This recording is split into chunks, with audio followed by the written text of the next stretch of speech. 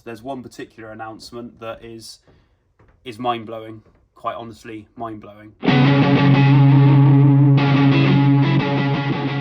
everyone, we're back at Gardiner Houlgate auction rooms with another consignment update for our next sale on the 5th, 6th, 7th and 8th of September 2023.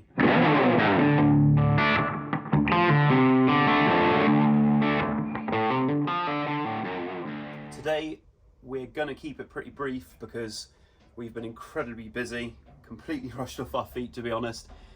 We've had over 200 lots consigned this week alone, with other things to process from previous weeks as well. So we're going to take a look at some things that have come in, some really cool things, some very exciting announcements as well, that we will cover briefly, but we will do some more in-depth videos later on. So stick around till the end because we've got some really cool things coming up, and there's one particular announcement that is mind-blowing, quite honestly mind-blowing. So we will be back with those later, but let's get cracking and have a look through.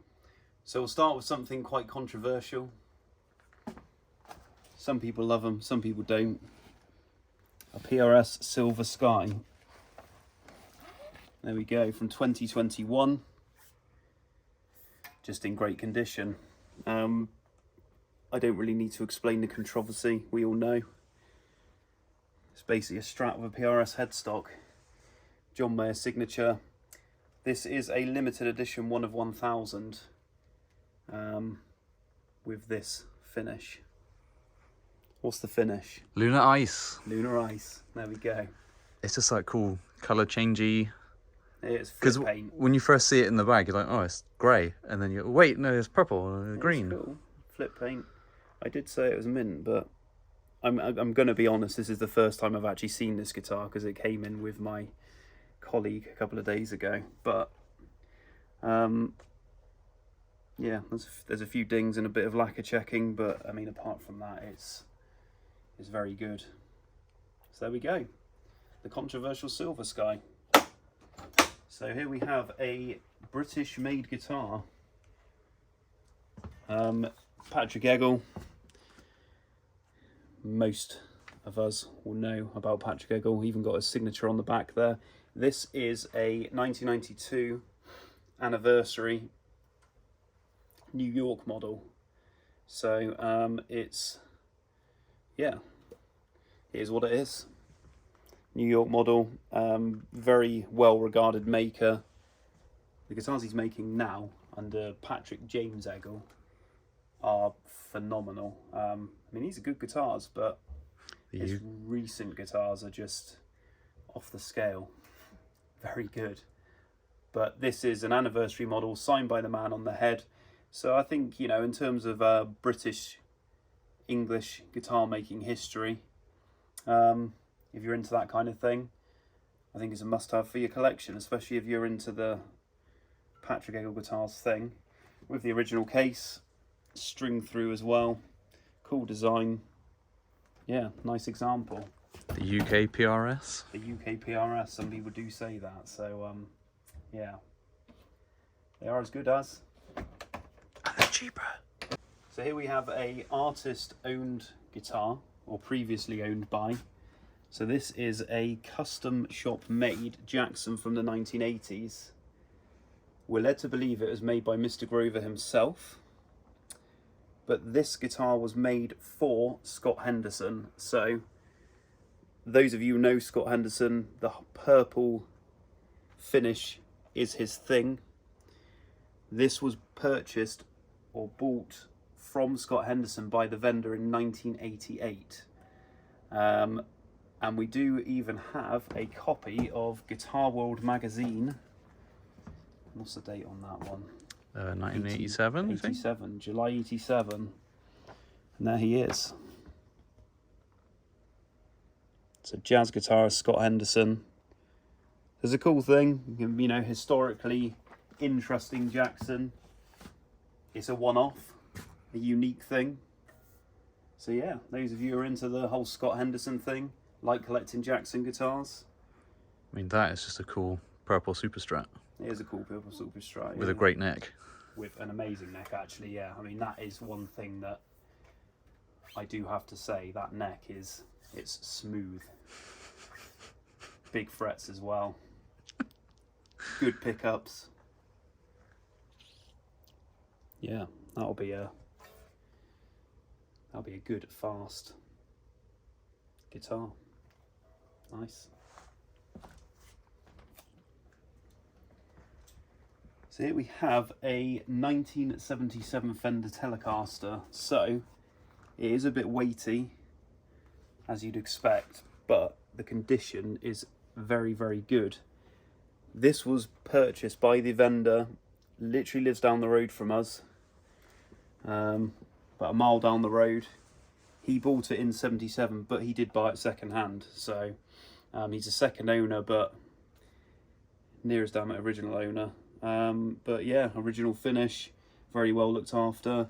It's a little heavy, but it is late 70s. I think we can forgive that. But yeah, no, good, original, honest example with a generic oblong case, as we say in our catalogues. Very generic. But yeah, there it is. Bit of discoloration on the back, tiny bit of buckle wear, but it's nice. I think most of you will probably guess what this is, or guess what brand it is from the case. It's a nice case.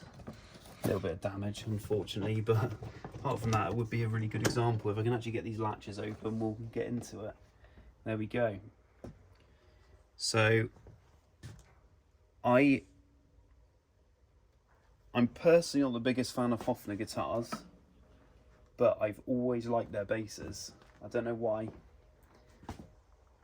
but this is a 64 Hofner Senator hollow body bass, and I really do love the Hofner basses.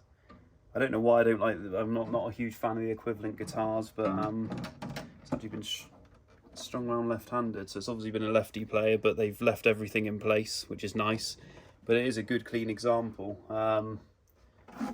Even the neck, yeah, neck straight, which is good. I'll tell you a secret, Luke. We've got another one next door. We have another one. Chris, cameraman, my colleague on the guitar department, he's obviously snuck one in this week while I've been out of the office. So we have two Hofner Senator basses. I've just been informed. So there is one, but this is a really good example. 64, dated by the serial number and the general specs. These controls that came in 63, 64, I think, and the pickup there. So yeah, no, nice thing with the case. It's a Gibson. What gave it away? There we go. So we have a Gibson Custom R8. So this one is from 2002.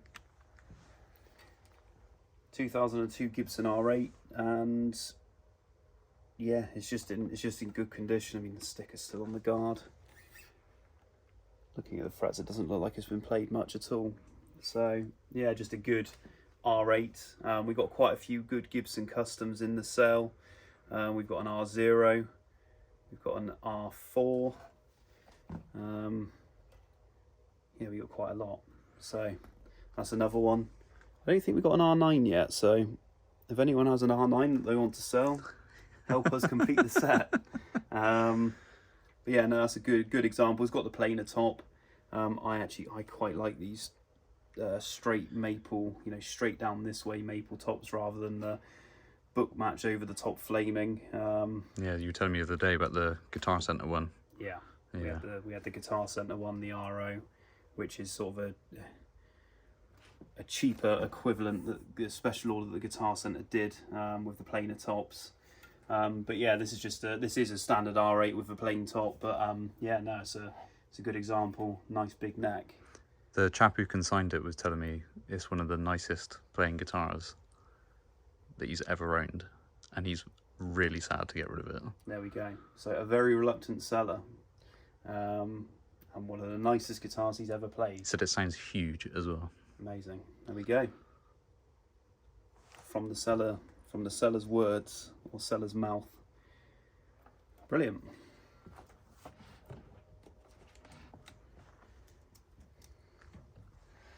Nice. This is actually the first time I'm seeing this guitar. So again, it came in while I was out of office. So this is a Fender Custom Shop Pro model. I think it's the Custom Classic Pro. Or Pro Closet. Pro Closet. I'm going to look at the certificate. Surely I should instantly know all these models off the top of my head. I would say tell us in the comments. Yeah. 2006 Stratocaster Pro Closet Classic. Yeah, I think between us we got there. We got there. It's a good example. It is a good example. There's a little ding there by the looks of it. A few minor dings, but yeah. Nice big frets again. Big headstock. I do prefer the bigger headstocks on Fenders. And there we go. Another nice Fender custom shop for the sale. So as I mentioned earlier, we have a couple of important or exciting announcements for the sale. This is the first of the two. We are going to lightly announce this because we're going to do a bigger video featuring this collection, but we do have some guitars from the Bernie Marsden collection. As you can see from the guitar, it says. So we've got just under 30 guitars from Bernie Marsden. These are all guitars that are, they're a few Whitesnake era guitars, or 6 or so Whitesnake era guitars. So guitars that he used during his Whitesnake time, not the Beast. We'll say that now. The Beast is not with us. So yeah, Bernie has entrusted us to sell his Whitesnake era guitars, a couple of other cool guitars that he's used later on in his career for solo work. This is one of the Whitesnake era guitars. This is a 1976 Ibanez Destroyer. So he had this guitar customized by Dick Knight, very highly regarded luthier, no longer with us. But this was refinished. So a lawsuit, this would have been, lawsuit Destroyer from 76. Had his name put on the headstock. It was fitted with DiMarzio pickups, and in Bernie's book, Tales of Tone and Volume, this guitar appears in there with the DiMarzio pickups, but it now has a pair of Bernie's signature humbuckers on. But it's an amazing thing. It's a historical thing in Bernie's career. He's a huge fan of pointy guitars, futuristic guitars, especially the Explorer model, and he really wanted an Explorer back in the day, but they were just too hard to find. So he got the next best thing, Top Gear Music in London. He bought this one from, and when he saw it, he just had to have it, and it's been customized. It's been used throughout his career, certainly around the Whitesnake years. So yeah, no, that is a cool thing. So what we're going to do is we're going to just have a quick look at a few other things, mainly from Bernie's Whitesnake era. The full catalogue, or the catalogue previews, are on our website, guitarauctions.com. So have a look on there. The listings of what we have are there, but we will do a video that features more of the collection, and we will have these played and demoed as well. But that will come in around a month's time. So a few weeks before the auction, we'll have a good video playthrough. But yeah, no, exciting. Some guitars from Bernie Marsden's collection, and let's have a look at some other things.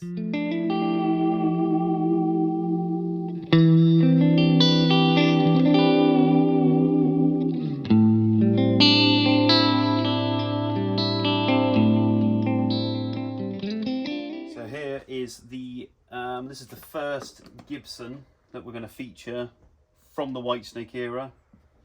Got got the stencil on the case. Bernie Marsden, Whitesnake, says it on the tin. And original case. This is a cool guitar. It's one of my favourite Gibson models. I'm also a huge fan of the, I guess, more futuristic or different models. So this is an RD Artist. It's in really good condition. And we do have pictures. So this is from '77. So this was given to Bernie by Gibson. This is top of the line, the RD Artist, the RD range. The Artist was top of the line. Had everything in, all the Moog electronics. So yeah, from '77, it was given to Bernie by a rep to use and endorsed by the brand. So yeah, good thing. Original case. It's been lightly used. A bit of loss on the gold plating, but no, it's a cool thing. I really like the RD Artist. The first time I saw an RD was actually seeing Dave Grohl with one years ago, and a very, very good friend actually got the standard RD model, and yeah, when we were in school, also because of Dave Grohl, and yeah, he's got a lot to answer for. Yeah, he's got a lot to answer for, because you know, I've wanted one ever since. They are heavy, but that's a big old slab of wood there. But yeah, no, it's they're really cool. Oh, totally agreed. And yeah, Whitesnake, Bernie Marsden. We'll get a demo with it. Right, so we're just switching away from Gibson very, very briefly. So this is a Gretsch Streamliner, late 60s. Now this was bought by Bernie on tour with Whitesnake in 1980 or around then. It's in good condition. It was something that Bernie saw when he was out there and just had to bring a guitar home. Now the cool thing about this, not only the Bernie Marsden connection, is that it was used by Peter Green as well. Peter Green loved this guitar so much, very good friends Peter and Bernie, that Bernie lent it to him. So, you know, Peter Green had this for a while. So Peter Green, Bernie Marsden, Gretsch Streamliner. The other good thing about Bernie's collection is the majority of the guitars are in his book, Tales of Tone and Volume, so you can read all about each guitar. He includes a bit of history. You know, if any of them have a story, Bernie has a story about most things, but you know, great storyteller. But yeah, there we go, Peter Green and Bernie Marsden. This is a much later acquisition to Bernie's collection. He hasn't actually had this a huge amount of time, but it's a really cool guitar. Bernie Marsden said in many, many interviews before and in many articles how much of a fan of Rory Gallagher he is. And here's a Fender Rory Gallagher custom shop Stratocaster. So this is actually an early one. It's a more of a limited run. It was John Cruz Master built this one. There we go, made in 2000. John Cruz Master built. It's got everything there. But yeah, no, when it came up, he just had to have it. Iconic guitar. Heavily distressed. I would have said lightly relict. Lightly relict. There we go. Yeah, amazing. It's a really cool guitar, man. It is. Really nice neck just because of the relicking on it. But yeah, another one. So like I said, hasn't had it many years, but yeah, had to have it because of his love for Rory Gallagher. So we're switching back to Gibson guitars. So here we have a 1967 ES335. This is actually another guitar that hasn't been in Bernie's collection for a huge number of years. But another cool collectible Gibson. The worst parts, it's got a head repair and the neck's been refinished. And I personally think that this neck could do with refinishing again. It's quite heavy, but that's just my opinion. It's been grovered, it's been converted. So it would have originally had a trapeze. It looks like it's also had a Bigsby on at some point. But it's been converted to stop bar, so preferable to a lot of players. Nice checking all over. But yeah, players grade 335. And ex-Bernie Marsden. Another Gibson and another Whitesnake era Gibson. I love pointy guitars, as you all know. Probably my favourite Gibson model, along with the Gibson Flying V. And this is the Explorer E2. So we've got Dirty Fingers pickups, or the T-tops there. As this guitar was given to Bernie, there's lots of pictures of him playing this. Played this one quite a lot with Whitesnake, and this one is from 1980. So a 1980 Explorer E2. It was given to Bernie, I believe it was given to him in Tokyo by a Gibson rep when they were playing out there, and he used it quite a bit. Again, big Explorer guy, big high output, perfect for the type of music he was playing. And yeah, no, it's a cool thing, and these have gone up in value quite a bit, and I think they will more so into the future because you don't see them around that often. I think they're really cool. And yeah, another Whitesnake era guitar.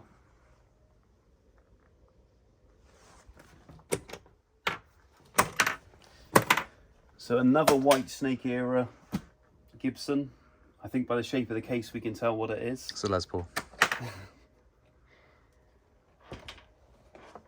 Case pocket's a little bit loose there, but so this is the matching guitar to the last guitar we saw. So this is the last guitar we're going to feature from the Bernie Marsden collection for today. Like I said, we got just under 30. There's some other fairly significant guitars there, but this is just touching on some of the really cool stuff. So this is a 1980 Gibson V2. And there's a very funny story about this guitar, given to Bernie by a rep in Tokyo with the promise that he play it live on stage. It was plugged in for an instrumental number, and when the song got going, Bernie was gesturing at his guitar man to turn his amp on, and he insisted it was on. But anyway, it turned out that there was just no output whatsoever compared to the beast with these low impedance pickups. So yeah, no, it didn't really work out too well on its first ever outing with Bernie and Whitesnake, but it's been lightly used, so it's Whitesnake era. I think Bernie would admit that he didn't use it extensively. I mean, it obviously has been used since in some capacity. But yeah, it's a really cool example, original example, single owner from new, and that owner being Bernie Marsden with its original case. And yeah, I think they do have an appeal and a look. I love Flying Vs, and it's a bit different, isn't it? So that was the first announcement, Bernie Marsden collection coming up on the 5th of September with all the other wonderful guitars we have. So you can see the preview of his stuff up on the website. We're going to start putting some stuff on Instagram and Facebook and all our other social media channels featuring his guitars. So we will get through and feature them all before the auction on those channels, so make sure you follow us there. but we cannot finish this video today until we've seen this guitar. As many of you know, I've been doing this for nearly 15 years now, selling guitars here at Gardiner Houlgate, and this is definitely the most exciting thing we've had in, not only because of what it is, but because I am a huge fan of the model. I have one myself, not exactly one of these. I have a Gibson Flying V. It was my first serious guitar. I had to have one. I remember back in the 90s seeing No Doubt on TV, and they had a surf green Flying V, and as soon as I saw that I thought, gotta get one. Mine's not surf green because I couldn't get one, but It's cherry red, isn't it? it's cherry red. It's a lovely guitar. But let's take a look. So this guitar is 20 times rarer than a Burst, but not quite as rare as an Explorer. But there we go. We have a 1958 Gibson Flying V, and it's just unbelievable. So this has come in this week from a lovely gent, really nice gentleman, based in the south of England, and he has owned this guitar since 1990. So we're not going to go too much into it today, because we're going to do a big feature on this guitar, a big video feature on this guitar. In a few weeks' time, we'll have the guitar being played, because this thing sounds phenomenal. It really does. Original Path pickups. Now, a lot of you will be all asking about the originality, as we all do with these things. Two things: it's been refinished, and the neck has been reprofiled. Aside from that, it has some minor issues, but it is an incredibly rare guitar, less than 100 made. So this is a 1958 Gibson Flying V, and yeah, it's just an amazing thing. It's also got its original case, which is an incredibly rare thing in its own right. There's a lot of the recent ones that have been bought and sold have been without original cases. So, owned by the seller since 1990. This guitar is also the one that is featured in Tony Bacon's Ultimate Guitar Book. So the Ultimate Guitar Book, I think it's one of the most well-known UK published guitar reference books there is. It's a fantastic book, and there's a double page spread featuring this exact guitar. And it was photographed just before the now owner got the guitar and used in that book. We're selling for what it's worth, we're selling a copy of that book that was made out to the seller, and signed to the seller by Tony Bacon. But it's an amazing thing. The other things you'll probably all be jumping up and down and screaming about is, you probably noticed the non-original bridge there. We do have the original bridge. This is just there for playability, as the older bridges needed replacing. The heads are replaced. The tuner's original, but the heads are replaced. We do have the original tuner dust if you want to keep it. We've got the original dust there. But yeah, the neck has been reprofiled. It's got quite a small neck, so if you've got small hands, this is actually a good option for you, because the original 58s did have bigger necks.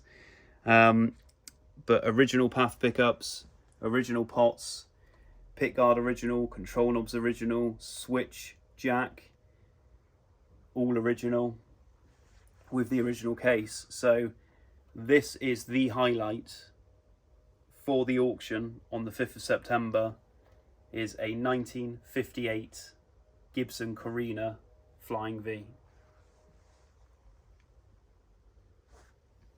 So after that amazing announcement, I almost feel that it's a bit of a waste of time doing an outro here, because you've all seen what you wanted to see. But yeah, auction 5th, 6th, 7th and 8th of September. We've got a lot of incredible stuff, as you've seen. We've got previews on the website now, so there is now things up there, including this. You can read the full story of this on the preview, as well as the Bernie Marsden collection. We've got some other Fender and Gibson guitars there. We've got about 200 guitars that aren't even on the website yet, and other various things. But follow us on Instagram at Guitar Auctions, follow us on Facebook, Guitar Auctions. Follow us on TikTok if you're TikTokers, and we do post videos there. So TikTok as well. Of course, we're constantly adding things to YouTube. Sign up to our mailing list to get the weekly mail out. Just because you will always get notified with videos that are coming up. Just because. Yeah, so that concludes this video. Amazing thing to finish on, the 58 Gibson Flying V. But we will see you next time, and maybe we will unearth something just as good. I doubt it. I doubt this can be topped, but we will see you next time.